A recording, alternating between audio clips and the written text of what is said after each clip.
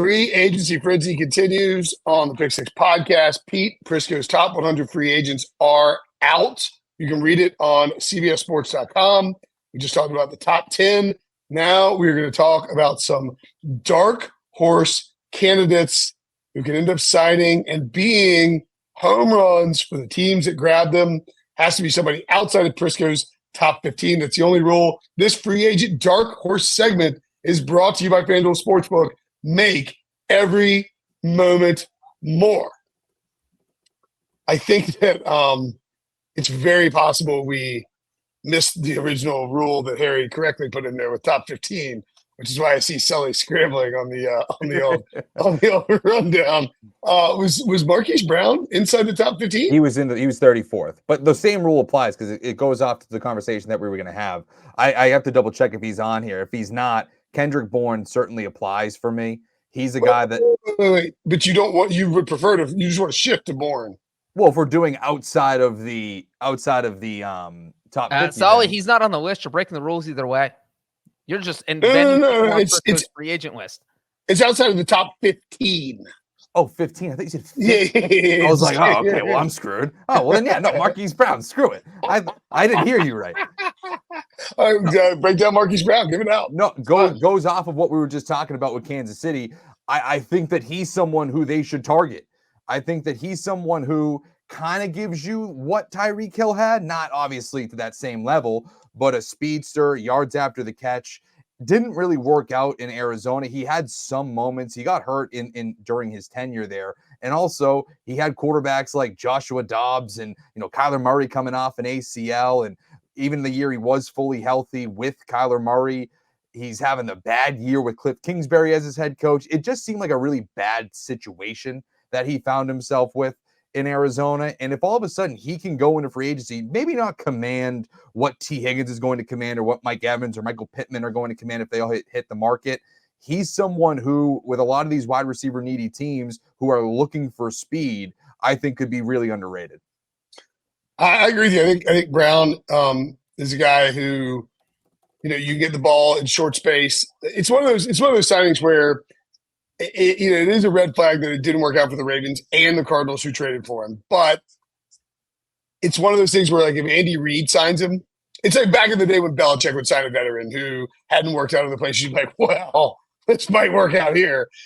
These days, Andy Reid signs anybody, drafts anybody. I mean, Andy Reid took Clyde Edwards-Helaire over T. Higgins, and nobody's giving him flack because he's winning Super Bowls. But that's just how, like, Belichick, and we talked about this on Tuesday, but the similarities are there. Belichick and the Patriots covered up so many mistakes in the draft because you were winning. And it's like people, and you're drafting late, so it's a little bit harder. But I mean, I think that with Andy Reid, like if he goes and signs Marquise Brown, people are going to immediately think, okay, Marquise Brown is in for a big, big season. And he does give you that verticality that I think they want in that offense. You don't have to go very far on the list. In fact, he's the next guy on the list for me, Bryce Huff at 35. So he will be a tough evaluation. What are you talking about, Pete? Tough evaluation? The guy played as sort of a backup style role. This is way too low for Bryce Huff. And I'll be honest. I got onto Huff before this season because of Deuce. It was a big jet. He was like, Deuce, like, this is the guy who's going to be a sleeper in terms of putting up sacks. They're loaded at defensive line in New York. They bring him as a rotational guy off the edge, and he just gets to the passer. I think that Huff should be higher than 35. I think it's weak sauce by Pete that he doesn't have a good evaluation on him. Like, the guy's been really productive in a short amount of span in terms of a pass rusher. We've seen what you can do when you expand that role to a full-time gig. The Jets, it's not like the Jets were like holding it back because he couldn't. They were holding it back because they had too many players on their defensive line. I think you could see a situation where Bryce Huff, like the contract that Bryce Huff gets in free agency, particularly if Brian Burns and Josh Allen get the franchise tag, and maybe Danielle Hunter who knows what happens with him. Huff is younger, doesn't have the wear and tear, and has been really productive in limited time. I think Huff could get a monster contract that will really surprise some people. Well, Brinson, let me ask you this with Bryce Huff, since you mentioned that at the beginning of the show. If you think he should be higher, where should he be, and who should drop down? I'm muted, but I'm glad you asked that, Breach.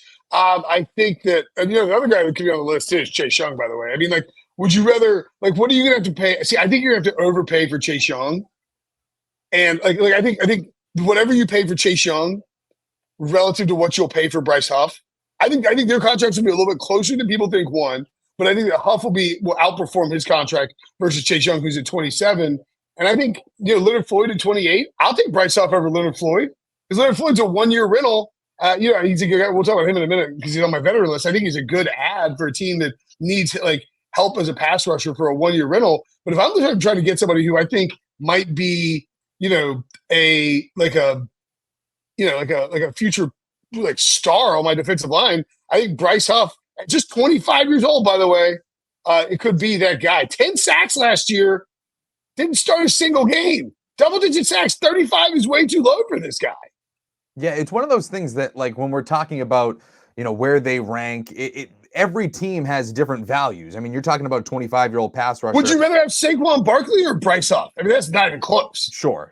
Yeah, no, that's totally true. But when we're talking about Leonard Floyd and stuff and other players like that, maybe he's more valuable to a team that's right in contention. They just want the 1-year rental. So that is a tough thing to parse here when we're trying to say what teams are valuing Bryce Huff over Leonard Floyd, just to use the example of Chase Young.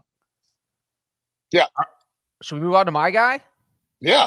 Let's do it. Oh, I took the very last guy on the list, number 100, who I think Prisco only put it there as a shout out to me as a personal favor.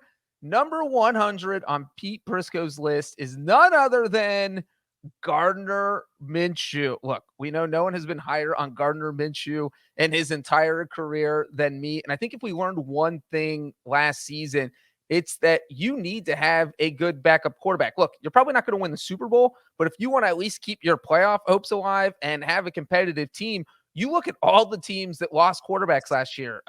Aaron Rodgers went down. What did the Jets do? Nothing. Kirk Cousins went down. What did the Vikings do? Nothing. Joe Burrow went down. The Bengals at least finished with a winning record, but did not make the playoffs. The Giants did nothing with Daniel Jones. Not that they would have done something with Daniel Jones.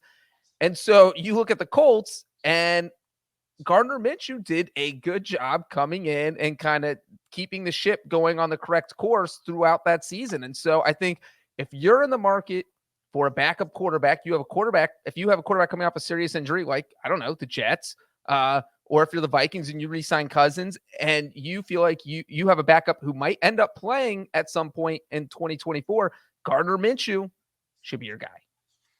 Yeah, I love that. He's somebody for me up here in New England.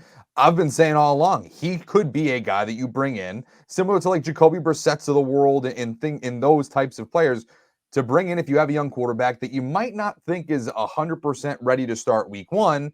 He's certainly someone that could come in, keep you relatively low in terms or a higher floor, and kind of keep things afloat until that young quarterback is ready to come in. Or, like you're saying, if a team like, I don't know, Minnesota loses Kirk Cousins, they draft a guy on day 2, or they get a guy, I think they're picking 11th or something like that. If they don't think that dude's ready right away, you bring in a guy like Gardner Minshew. I think that makes all the sense in the world.